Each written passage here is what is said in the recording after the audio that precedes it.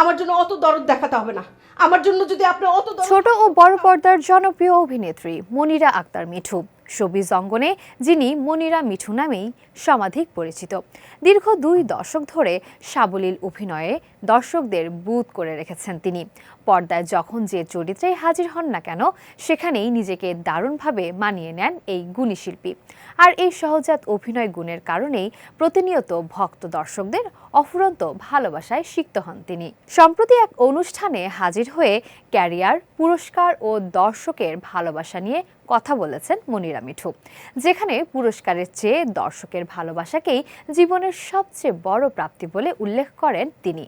Award বা পুরস্কার পাওয়া নিয়ে নিজের স্পষ্ট ও খোলামেলা অভিমত ব্যক্ত করে মনিরা মিঠু বলেন, আমি অ্যাওয়ার্ড পেলাম কিন্তু দর্শক আমাকে ভালোই বাসলো না, এটা কেমন হয়? এই অভিনেত্রীর মতে, আমার মতো ভালোবাসা পাওয়া তো দূরের কথা, যারা অ্যাওয়ার্ড পাচ্ছেন তাদের অনেককেই দর্শক ঠিকমতো চেনেন না। সুতরাং সাধারণ দর্শকের এই ভালোবাসাই হলো আসল অ্যাওয়ার্ড।